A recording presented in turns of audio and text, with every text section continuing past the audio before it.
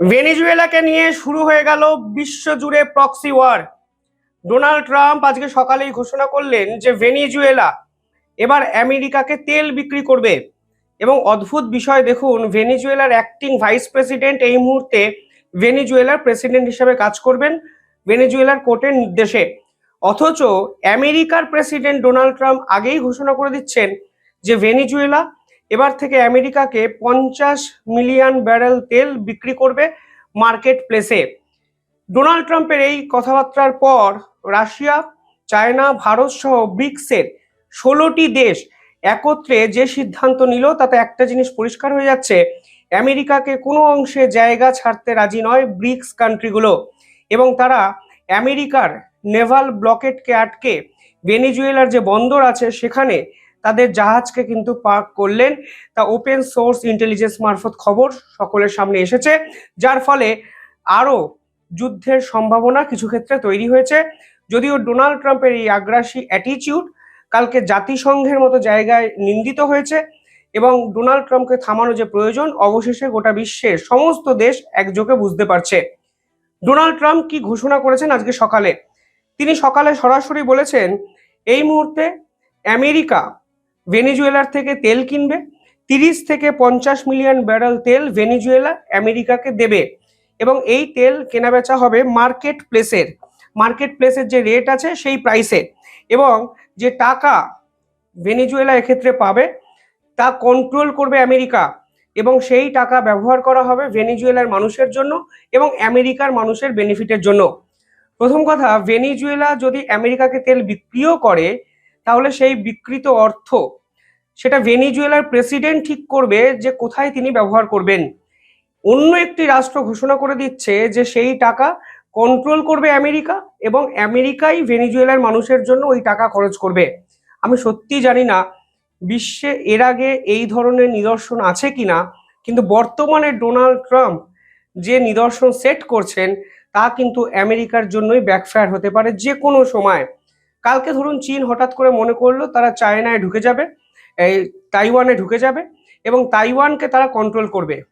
Ultimately কোন জায়গায় পুরো বিষয়টি যাবে আপনারা হয়তো বুঝতে পারছেন। এক ভয়াবহ প্রবণতা, আমেরিকা নিজেই বুঝতে পারছে না যে তারা কি করতে চাইছে।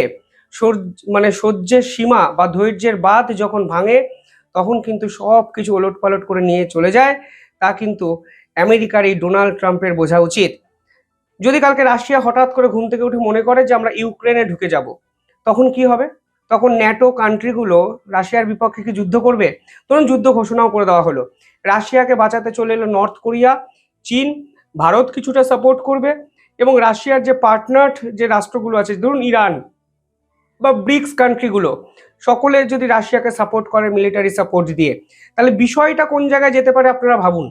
আজকে ডোনাল্ড ট্রাম্প যে খেলা শুরু করেছে সেই খেলায় নিজেই কখনো ফেসে যাবেন না তো?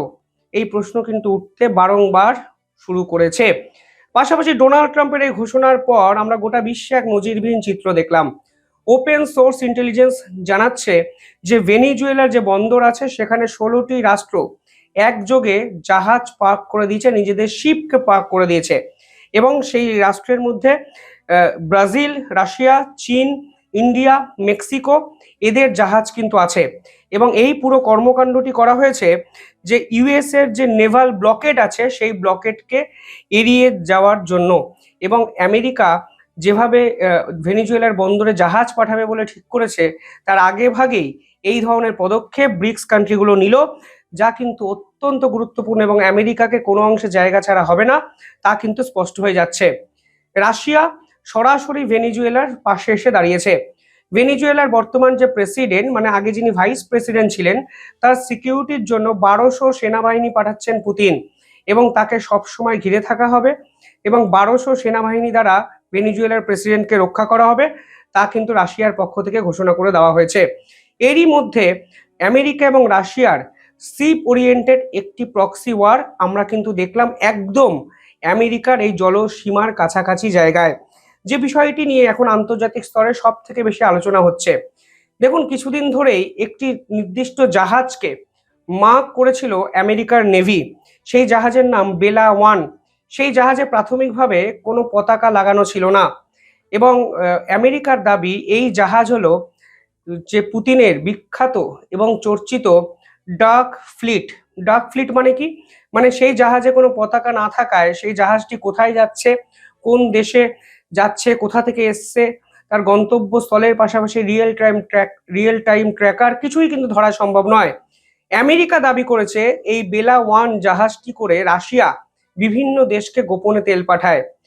ফলে এই পার্টিকুলার বেলা ওয়ানকে কিন্তু মাঝ সমুদ্রে আমেরিকার নেভি কিন্তু সার্ভেলেন্সের আওতায় নিয়ে আসে। আর ঠিক তখনই পুতিন কিন্তু সাবমেরিন পাঠিয়ে দেন এবং আমেরিকার একদম কাছে। আপনারা দেখতে পাচ্ছেন, আমি স্টোরি দেখাচ্ছি আপনাদের, খবরটি দেখাচ্ছি, যেখানে রাশিয়ার সাবমেরিন এই বেলা ওয়ান জাহাজটি প্রোটেক্ট করতে কিন্তু চলে আসে এবং রাশিয়া পরিষ্কারভাবে আমেরিকার এই আগ্রাসনে নিন্দা করেছে।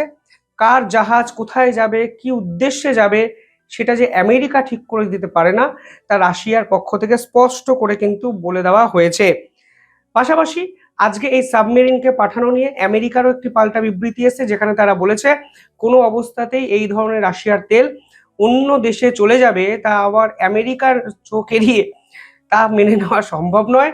মানে রাশিয়া কাকে তেল পাঠাচ্ছে, কিভাবে পাঠাচ্ছে, তারও দায়িত্ব নিয়ে নিয়েছে আমেরিকা ঠিক ভেনিজুয়েলার পর।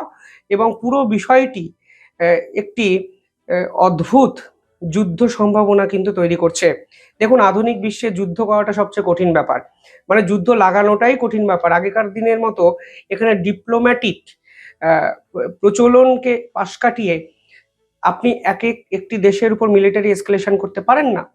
কিন্তু বর্তমানে আমেরিকা ডিপ্লোম্যাসি বলুন, রাষ্ট্রসংঘ বলুন, একাধিক আন্তর্জাতিক সংগঠনের যেভাবে মজা উড়িয়েছে, তারপরে আমেরিকা যদি এই সমস্ত দেশের বিপক্ষে একত্রে যুদ্ধ ঘোষণা করে তাহলে বাকিরাও তো ছেড়ে দেবে না। ফলে আজকে যেভাবে বেলা ওয়ানকে কেন্দ্র করে রাশিয়া এবং আমেরিকার প্রক্সি ওয়ার আমরা দেখলাম, তাতে একটা জিনিস স্পষ্ট হয়ে যাচ্ছে যে আমেরিকা কিন্তু এবার একটু বেড়ে খেলতে শুরু করেছে। তাদের পরের টার্গেট ইরান, আমরা সকলেই জানি। কালকে ইরানের উদ্দেশ্যে আমেরিকা তাদের নাইস টকারকে পাঠিয়েছে, তাদের C-130 মিলিটারি এয়ারক্রাফটকে পাঠিয়েছে এবং ভেনিজুয়েলার মতো একাধিক মিলিটারি এয়ারক্রাফট তারা ন্যাটোর সব থেকে বড় যে মিলিটারি ঘাঁটি আছে জার্মানিতে, সেখানে তারা পার্ক করে দিয়েছে ইউরোপে। এবং সেখান থেকে তারা ইরানকে যে কোনো মুহূর্তে আক্রমণ করতে পারে। এবং ইরানের বর্তমান ইন্টারনাল অবস্থাও এতটাই ভঙ্গুর যে ইরান কতটা রুখে দাঁড়াবে সেটাও কিন্তু একটা প্রশ্নের মধ্যে এসছে। বিভিন্ন রিপোর্ট বলছে খামেনি এই মুহূর্তে দেশ ছেড়ে রাশিয়ায় চলে গেছেন বা চলে যাওয়ার উদ্দেশ্যে তিনি গুটি সাজাচ্ছেন। ইসরায়েল অলরেডি বলে দিয়েছেন যে খামেনি আত্মগোপন করেছেন, কিন্তু ইরানের পক্ষ থেকে অফিসিয়াল সত্যতা কিন্তু প্রকাশ করা হয়নি। রাশিয়া ইরানকেও সাপোর্ট করার চেষ্টা করছে এবং ইরানের এই যে খামেনি সুপ্রিম লিডার, তাকে সেফ এক্সিট দেওয়ারও কিন্তু ব্যবস্থা রাশিয়া করবে, তা কিন্তু এক প্রকার নিশ্চিত, কিছুটা সিরিয়ার আল আসাদের মতোই। ফলে সব মিলিয়ে ডোনাল্ড ট্রাম্প মিডিল ইস্টেও কিন্তু এবার ঢুকে পড়ার জায়গায় চলে গেছেন এবং ইরানের ইন্টারনাল সমস্যাকে কাজে লাগিয়ে ইরানের আশেপাশে নাইস টকার থেকে শুরু করে ডেল্টা ফোর্স, একাধিক এয়ারক্রাফট, একাধিক মিলিটারি ফাইটার জেট সমস্ত কিন্তু মজুত করে রেখে দিয়েছেন কালকে। ফলে যে কোনো মুহূর্তে আপনারা যদি ভেনিজুয়েলার মতো সেম একটি অপারেশন ইরানে দেখতে পান, কোনোভাবেই অবাক হবেন না, কারণ ডোনাল্ড ট্রাম্প যেভাবে আগ্রাসী মনোভাব দেখাচ্ছেন তা কিন্তু থামানো অত্যন্ত কঠিন। ভাবলে অবাক লাগে, এই ব্যক্তি কিছুদিন আগে নোবেল পিস প্রাইজের আবেদন করেছিলেন। আমি জানি না এই ঘটনার পর তিনি পরের বছর নিজেকে নোবেলের দাবিদার আর করবেন কিনা। তবে ডোনাল্ড ট্রাম্প যা আহাম্মকের পরিচয় দিচ্ছেন, যে পাগলামি তিনি করছেন, তার দ্বারা সবই সম্ভব, অন্তত আজকের দিনে আমরা বুঝে গেছি। তবে এই মুহূর্তে ভেনিজুয়েলাকে নিয়ে যে প্রক্সি ওয়ার আমেরিকা এবং বাকি ব্রিক্স কান্ট্রিগুলোর শুরু হলো, তা কিন্তু আমাদের এই বিশ্বে ভয়াবহ প্রবণতা তৈরি করছে, তা কিন্তু 100% নিশ্চিত। প্রতিদিন প্রতি মুহূর্তে অসংখ্য আপডেট আসছে।